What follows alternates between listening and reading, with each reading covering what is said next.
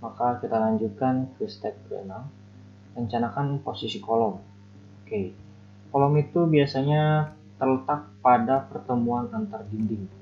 Seperti ini, dinding yang satu ini dengan dinding yang ini, pasti di antaranya akan ada kolom di pertemuan. Kita rencanakan, kita klik ketik rectangle. Ukuran kolom itu di 15 cm kali 15 cm karena untuk rumah satu lantai saja. Jika kalian sudah memiliki layer kolom, ganti layer kita menjadi layer kolom. Oke, lebih mudah lagi, kita hubungkan titik ini dengan titik ini dan titik ini dengan titik ini. Ini belum diganti ya, layer kolom. Oke, untuk mempermudah lagi, kita berikan fungsi group ya, agar ini menjadi satu kesatuan dengan cara klik group BR atau group. Kalian bisa copy ke masing-masing pertemuan antar dinding. Ini pertemuan antar dinding seperti ini, gitu ya. Nah, lalu ada istilah kolom anak. Kolom anak itu digunakan jika antar bentang kolomnya itu lebih dari 3 meter kalau dalam kasus pembuatan rumah ini ya. Karena kebetulan tidak ada yang lebih dari 3 meter yang saya rencanakan, maka seperti ini ada ya, ini ada yang lebih dari 3 meter. Kita cek berapa dimensinya, akan kita dari sini ke sini. Nah, ini kan cukup panjang ya, tidak ada kolom, tidak ada bentangan kolom. Kurang lebih 8 meter tidak ada kolom, maka di sini perlu ada satu penambahan kolom. Oke. Nah, di sini kan ada dinding ya, nanti di sini ada kolom 1, lalu di sini berarti harus ada kolom 1 lagi untuk menghubungkan agar tidak terjadi kegelangan struktur ya. Begitu. Lalu ada istilah tadi kolom anak. Kolom anak itu digunakan jika panjang bentang dari sebuah kolom induk ke kolom induk itu bentangnya lebih dari 3 meter. Oke, dipasang saja di tengahnya itu.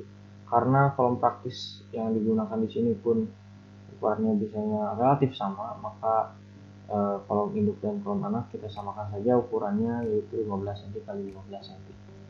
Kolom anak atau kolom praktis nama lainnya. Gitu. Nanti hasilnya itu akan seperti demikian. Saya bedakan kolom anak tadi dengan warna hijau layernya seperti ini. Oke, sudah terlihat tampaknya, dimudahkan. Oke, kita ke tahap berikutnya ya, kita ke tahap ke-7, membuat detail dinding. Oke, akan saya contohkan cara membuat detail dinding. Detail dinding itu memiliki ketebalan dinding memiliki ketebalan itu 15 cm. Maka kita offset untuk, jangan lupa dinding itu memiliki plaster dan acian ya. Seperti ini saya contohkan, misalkan kita mempunyai sebuah objek garis seperti ini. Misalkan dindingnya itu kita offset ya, ketebalannya itu kan 15 cm.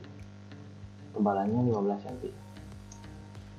Oke, offset 15 cm dari sini ke sini. Sebagai contoh seperti ini. Nah, di dalam dinding ini terdapat plesteran dan acian juga pasangan setengah batu. Jadi jangan lupa, maka ketebalannya itu harus diperhatikan. Untuk ketebalan plester acian itu kita input 2 cm saja. Maka kita offset 2 cm dulu yang pertama, ini pun 2 cm. Nah, yang sisanya ini adalah pasangan dinding bata. Ukurannya itu 11 cm. Oke, ukurannya 11 cm ya. Prinsipnya seperti itu. Nah, jangan lupa, misalkan kita pasang di satu ujung ini, misalkan ini adalah kita pertemuan kolom ya, seperti ini. Kita contohkan saja pada ini langsung ya. Kita offset 2 cm ke dalam, 2 cm ke dalam. Nah, pertemuan antar kolom ini kita desain harus seperti ini. Nah, kita tarik garis pasangan bata itu harus disisakan di dalamnya itu 2 cm juga ya, semua sisinya. Ini kan sisi kiri, sisi kanan, dan sisi atasnya belum ada, maka kita buat garis di dalam sini, lalu kita move, kita tarik. Oke, saya ulangi, klik, lalu kita move dari sini. Pastikan ini kaku ya, F8 nya yang harus aktif. Kita move 2 cm, enter. Kan seperti ini, baru kita trim. Jangan lupa cara trimnya spasinya 2 kali. Oke, sisa yang ini baru kita bisa hapus. Trim itu digunakan untuk suatu objek yang tanggung ya. Misalkan ada sebuah objek seperti ini, lalu objek kita buat objek kotak, saya contohkan. Nah, misalkan garis ini melebihi, misalkan kita bisa tarik ke sini, atau dengan cara yang lebih fungsional, kita ngetrim ini. Bagaimana caranya? Tinggal trim seperti ini, begitu. Trim itu, fungsi trim bisa digunakan untuk objek-objek yang sifatnya tanggung ya, seperti tadi. Kalau misalkan ternyata objek yang ada di sini, di dalam sini, ini tidak akan bisa ditrim. Kita harus bloknya dan kita delete. Tidak akan bisa kita mengetrim objek yang tidak tanggung, tidak bertemu antar objek satu dengan objek yang lain. Tidak akan bisa. Begitu. Nah, jadi kita kembali lagi ke sini bahwa kita punya ketebalan pasangan dinding ini 11 cm. Nah, yang saya blok ini adalah pasangan dinding setengah bata, dan atas kiri kanannya itu harus dikasih space untuk plester dan acian 2 cm, 2 cm, 2 cm. Outputnya harus seperti ini. Dan yang ujungnya itu pasti, nah ini kan belum, kita contohkan sama tadi. Nah, atau kita bisa gunakan fungsi mirror ya. Kita bisa gunakan fungsi mirror, atau kita gunakan fungsi line. Kita gunakan fungsi line. Itu biasa ini move dari sini ke sini 2 cm. Sisanya kita trim. Oke, seperti itu.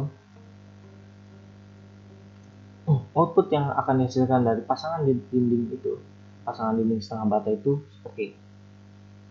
Oke, area yang sini harus untuk pasangan dinding setengah bata, dan area yang kosong ini, yang bawah, kiri, dan kanan ini harus untuk plester dan acian. Kalian harus membuat pasangan dinding setengah bata harus seperti ini. Semua dinding yang ada di sini dibuat seperti ini. Oke, nah nanti hasilnya akan seperti ini. Itu ini mempunyai sisi yang kosong, ruang kosong untuk plesteran dan acian. Seperti itu ya, semua sisi. Oke, kita lanjutkan ke step berikutnya. Kita lanjutkan ke step 8. Oke, step ke-8 itu yaitu kita membuat detail pintu dan jendela. Oke, di sini saya sudah siapkan bagaimana cara membuat detail pintu maupun jendela. Oke, yang pertama kita siapkan ukuran pintu yang akan kita desain sebelumnya, yang sudah tadi kita rencanakan di awal. Misalkan kita mempunyai pintu untuk kamar utama, untuk ruangan utama lainnya, itu panjangnya itu 90 cm.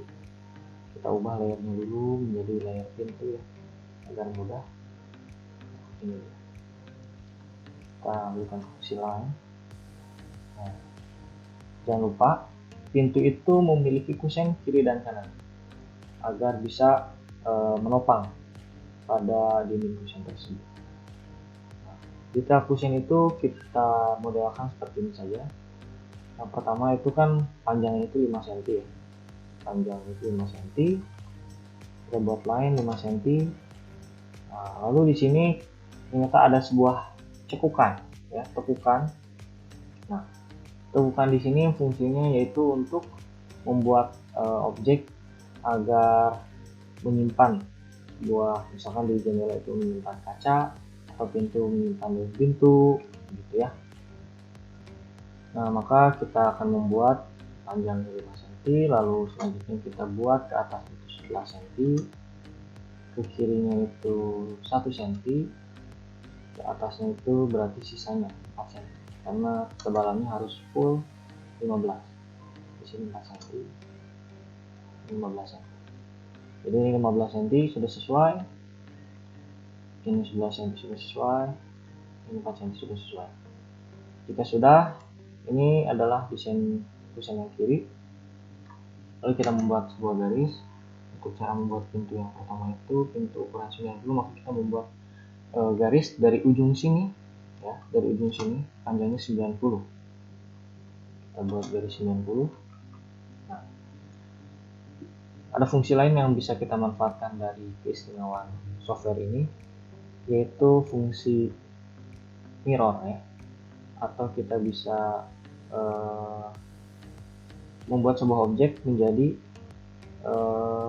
kaca. Misalkan satu objek ini berada di sebelah sini, yaitu fungsinya dengan fungsi mirror, ya, atau membuat kesamaan objek di satu bidang lain. Caranya kita blok objek yang akan kita mirror, kita fungsikan nanti mirror, ambil titik tengahnya di sini. Jika sudah midpointnya kita dapat, kita klik mau ke atas atau ke kiri, asal pastikan F8-nya aktif atau kaku, ya. Jangan terjadi rotasi, kita kakukan. Ya sudah, kita klik lalu kita spasi. Jadi dengan mudah kita akan mendapatkan objek baru tanpa kita harus membuat seperti tadi, ya, satu-satu. Jika sudah, langkah berikutnya kita membuat kotak.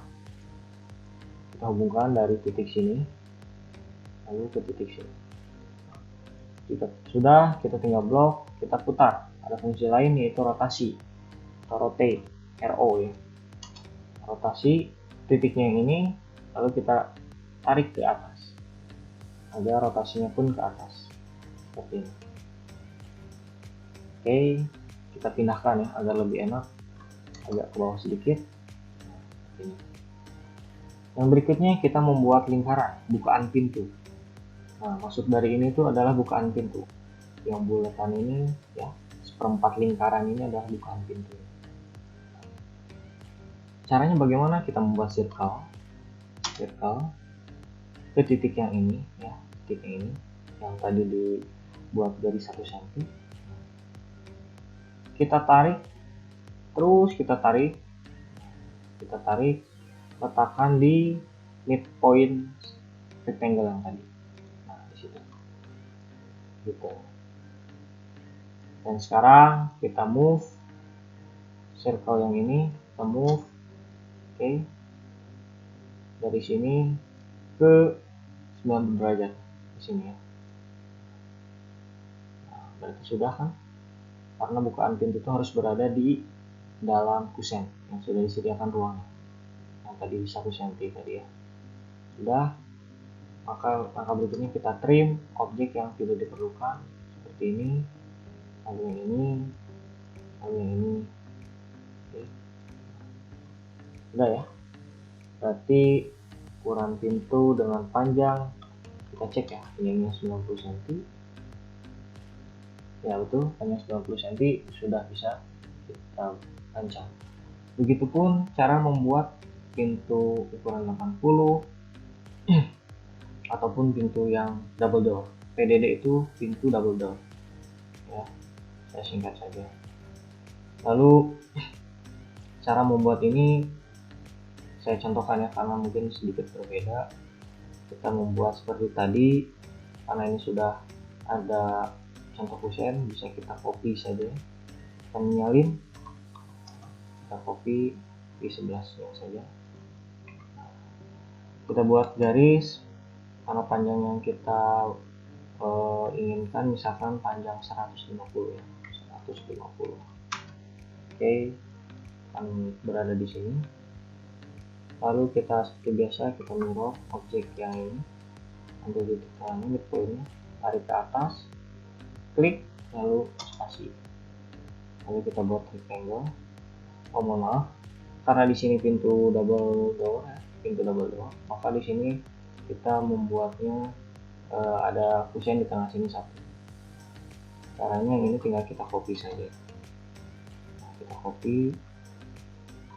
Nah, sebelumnya kita buat garis bantu dulu, garis bantu kecil.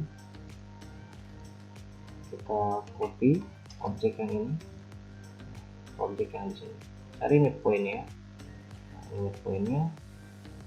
Nah, berhubung ini hanya untuk satu sisi saja, maka yang ini pun harus kita samakan sisi ini, jadi kita buat seperti ada cekukan lagi di sini.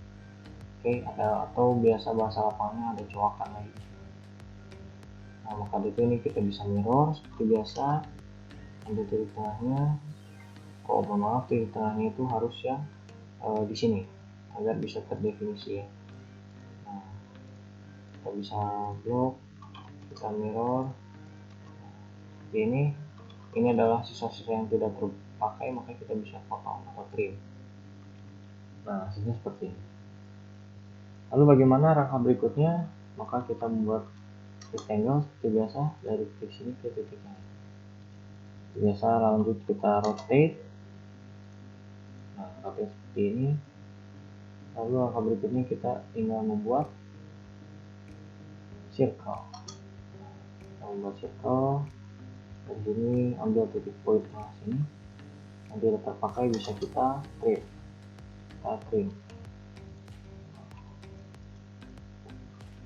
Oke, sudah. Sebelumnya kita berarti harus memindahkan objek ini ke sini ya. Kita pindahkan objek ini, maka sebelumnya kita pindahkan dulu, kita move titik sini ke titik sini, lalu kita trim. Kita ada step yang terlewat. Oke, begitu kita trim lagi yang tidak terpakai. Nah, sudah. Lalu bagaimana yang fungsi yang berikutnya, yang selanjutnya ini? Maka kita bisa di mirror. Kita bisa mirror saja begini, MI. Nah, gitu. Mirror. Nah, mohon maaf karena ini adalah pintu, jadi pintu itu di tengahnya tidak ada kusen, maka ini bisa kita hapus. Ini tadi hanya kita sebagai garis bantu saja. Oke, ini bisa kita hapus.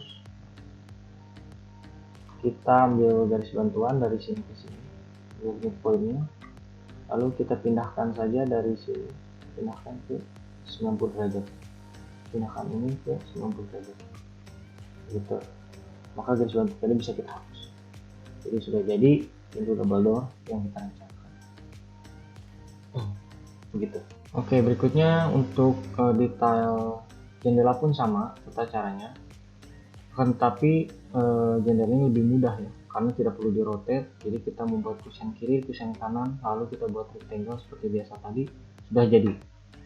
Tinggal ukurannya saja, misalkan ini 70 cm, ini 65 cm. Nah, yang tadi itu yang dicontohkan untuk jendela itu harus ada kusen di tengah ya, seperti ini. Begitu. Langkah ke-8 sudah kita lakukan ya, maka kita tinggal plot. Oke, dari detail yang sudah kita buat tadi, detail pintu dan jendela, atau nanti ventilasi, atau nanti ada glass block. Jika sudah, langsung kita plot ke denah yang sudah kita siapkan tadi.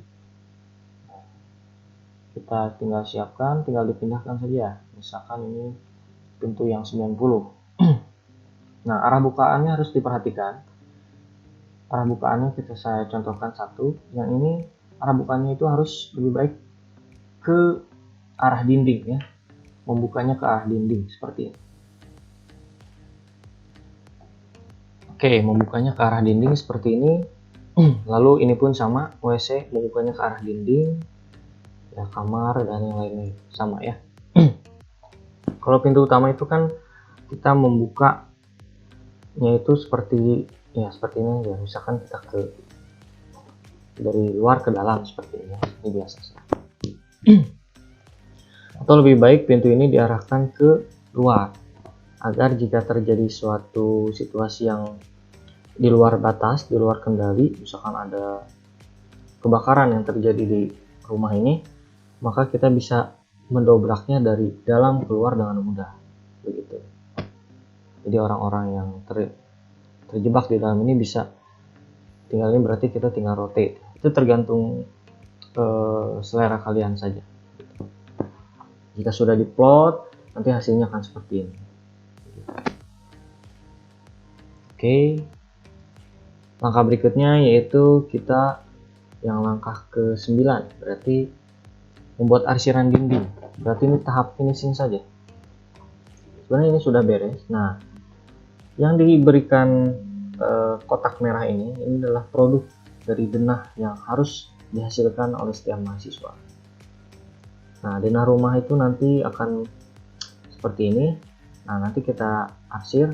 Saya contohkan cara mengarsir itu, perintahnya adalah H ya, atau bahasa Inggris dari arsir H. Di sini perintah singkatnya. Nah, akan tampil seperti ini. Kita akan mengarsir di mana? Misalkan contoh di sini. Klik saja sekali, lalu kita escape atau ESC. Ini kan tidak terlihat ya. Arsiran yang diharapkan itu seperti ini, tapi hasilnya seperti ini. Nah, ini berarti tinggal bermain skala saja. Nah, di sini ada skala, bisa kita besarkan. Ini kan terlalu padat, kita bisa besarkan misalkan 30. Nah, mulai terlihat kan? Atau kita ubah ke 50. Nah, mulai terlihat. Jangan lupa untuk pasangan bata, arsiran yang biasa digunakan itu adalah ANSI 32. Ini bukan ANSI 31 tapi ANSI 32. Nah, ini. Jika sudah seperti ini, maka dilakukan untuk pasangan bata yang lain. Begitu.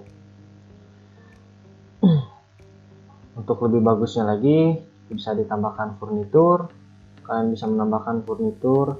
Misalkan di kamar ini ada furnitur rumput, atau di teras ini ada furnitur keramik. Di kamar ini ada TV, misalkan ada kasur dan lain sebagainya ya. Bisa kalian inputkan juga di sini sesuai kreasi kalian, semenarik mungkin. Oke.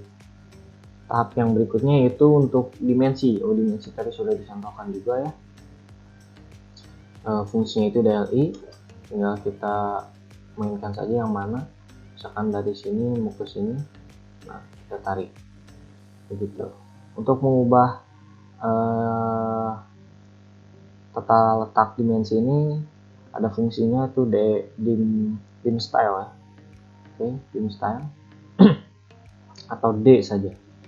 Nanti tampilannya akan seperti ini. Kalian bisa modify kalau ingin membuat kita mau modif atau mengubahnya, modify saja. Nah, nanti bisa diubah. Nah, seperti ini bisa diubah berdasarkan garisnya, ataupun kalian bisa mengganti di sini. Kalian tinggal klik ini. Nah, pilihan dim style ini bisa kalian ganti, misalkan anotatif atau skala 100, bebas. Ini saya sudah buat saja di stylenya ya, yang seperti tadi sudah dicontohkan. Begitu. Nah, ini adalah output yang dihasilkan pertama adalah denah rumah. Lalu buat sebuah potongan AA dan potongan BB untuk nantinya bisa mengetahui tata letak potongan rumah kita itu di garis AA itu bagaimana dan di garis BB itu bagaimana, terserah. Cuman saya menyarankan untuk tidak memotong pintu, tidak memotong jendela agar lebih mudah ketika nanti proses pembuatan potongan rumahnya. Begitu. Tapi jika kalian ingin membuat sesuatu yang memang menantang bagi kalian, boleh misalkan diletakkan si potongan ini kalian bisa letakkan di antara jendela seperti ini. Nah, ini motong jendela, ini pun motong jendela. Yang ini misalkan ingin memotong pintu, boleh kalian letakkan di sini. Nah, berarti memotong pintu itu terserah kalian. Yang penting kalian nanti paham apa yang dipotongnya, itu ya yang penting. Jadi kita bermain imajinasi pada kesempatan ini. Oke. Sudah, tahap yang berikutnya yaitu membuat denah rencana atap. Nah, denah rencana atap itu yang seperti ini ya. Denah rencana atap, caranya itu yang pertama kalian saya contohkan di denah saya ya, petak seperti ini. Kita buat rectangle, saya contohkan dari ujung paling ujung tempat kalian itu. Nah, di sini kan ada carport. Carport itu kan tidak tertutup oleh atap ya, maka cukup berhenti sampai sini. Nah, rectangle tidak diteruskan sampai sini karena di sini pun ada kolam, ada taman, ada teras. Yang saya rencanakan, yang saya inginkan pada denah saya di sini bahwa teras, taman, kolam, dan carport ini tidak mau ada atap, maka cukup sampai sini. Nah, ini ya. Atap itu perlu di offset keluar itu sebesar 1 meter untuk nanti ada istilahnya daerah turunan sebagai objek hujan ya. Nanti untuk hujan itu perlu ada rotasi di 45 derajat, maka offset yang pas dan cocok itu di 1 meter. Maka kita bisa offset si rectangle ini yaitu sebesar 1 meter keluar begini. Oke, kita sudah, yang tadi yang di dalam ini bisa kita hapus. Lalu kita membuat garis bantu biasa, garis tengahnya ya, garis tengah seperti ini, dan garis tengah yang arah horizontal, yang arah vertikal. Oke, seperti ini. Nah, lalu kita membuat garis dari ujung sini, kita bebaskan ya, 8 kita bebaskan. Nah, kita panjangkan garisnya. Lalu caranya kita klik yang kurang dari tanda panah ini, kurang dari 45 derajat. Jadi artinya garis yang akan kita peroleh nantinya itu besarnya 45 derajat, spasi. Nah, ini besarnya 45 derajat. Gitu. Lalu ini bisa kita trim ya. Kita membuat atap pelana seperti biasa, maka kita bisa trim yang ini. Kalau ini tidak terpakai bisa kita hapus. Nah, ini kita bisa mirror. F8 nya harus kaku ya kalau mirror itu, jangan lupa. Oke, yang berikutnya yang ini bisa kita trim ya, yang ini bisa kita trim atau kita bisa tarik saja dari sini ke sini. Oke, gitu. Lalu yang hasil dari sini kita bisa mirror untuk mendapatkan garis yang di belah sini ya. Kita mirror, gitu. Yang tidak terpakai bisa dihapus atau di trim, terserah.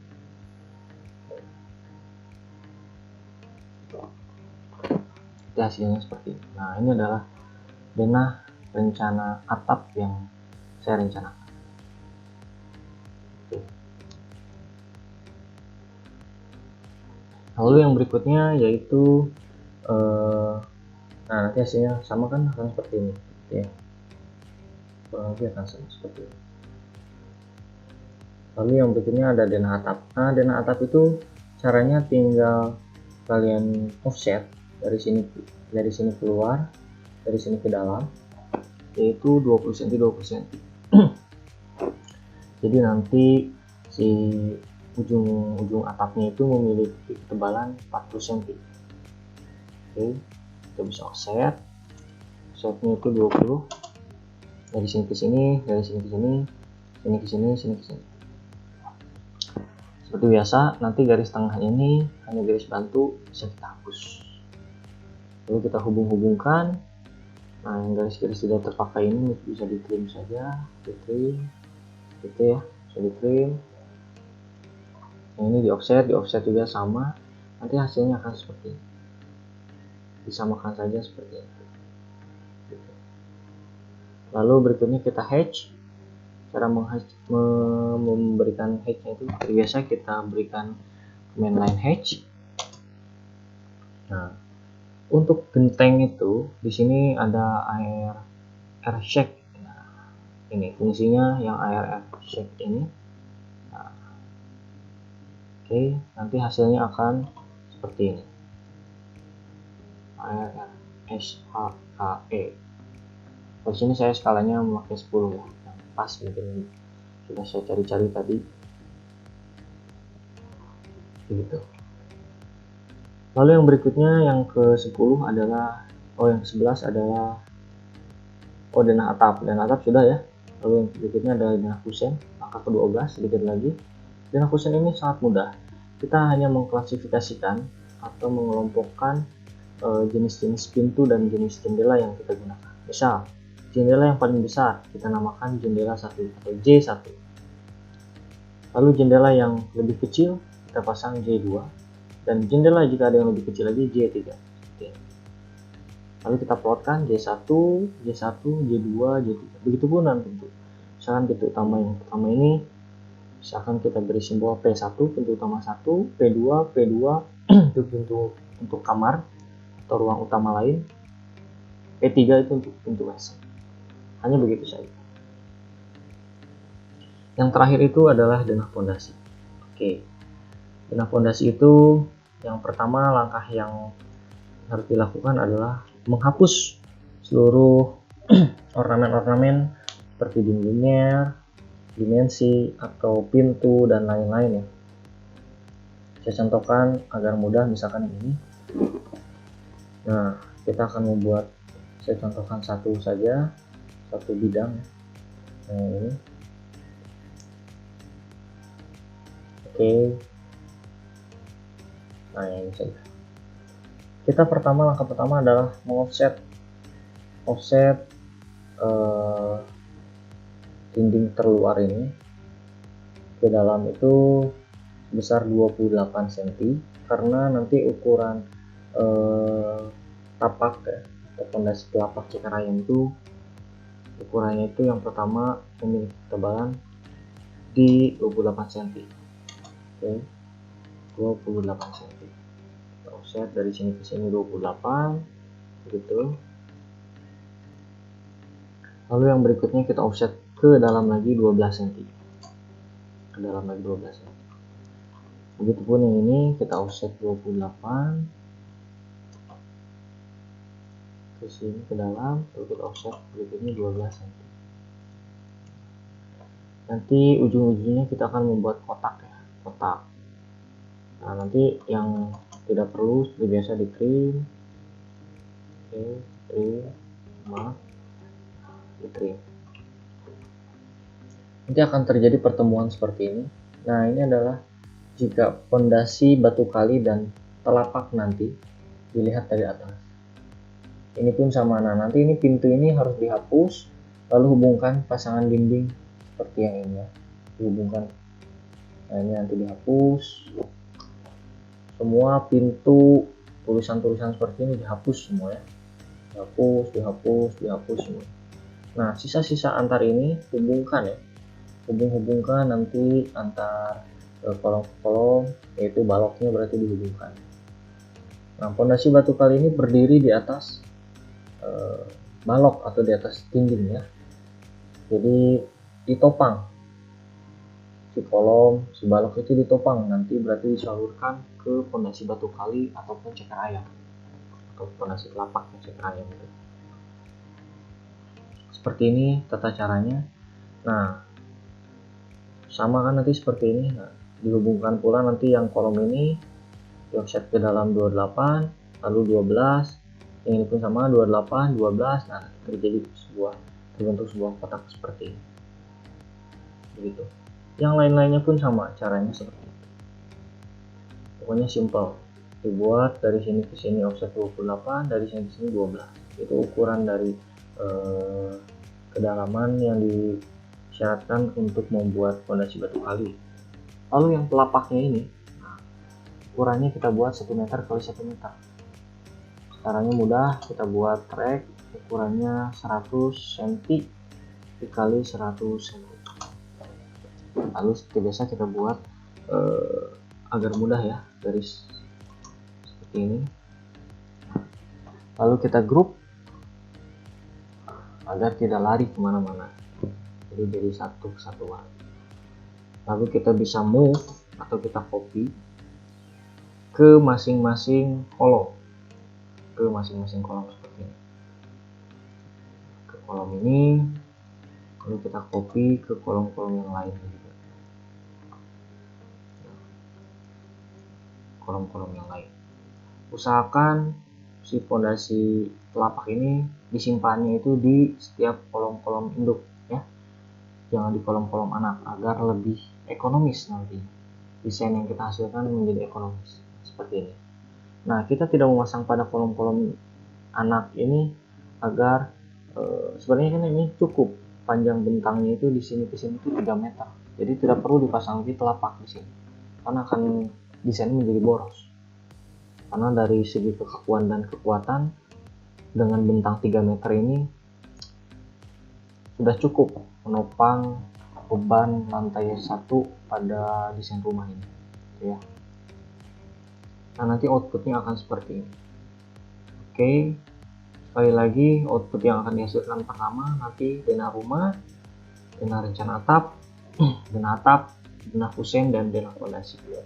Begitu. Jika ada yang ingin ditanyakan, boleh nanti ditanyakan kepada asisten lab yang bertugas untuk memberitahu atau mengarahkan kalian dalam merencanakan denah-denah dan potongan-potongan ataupun tampak ya, ataupun detail daripada perencanaan denah rumah ini. Oke. Terima kasih, mohon maaf bila masih banyak kekurangan. Semangat untuk merencanakan denah rumah ini. Terima kasih, wabillahi taufiq wal hidayah. Atas nama King Vino Vandio dari angkatan 2017, mengucapkan terima kasih sebesar-besarnya. Assalamualaikum warahmatullahi wabarakatuh.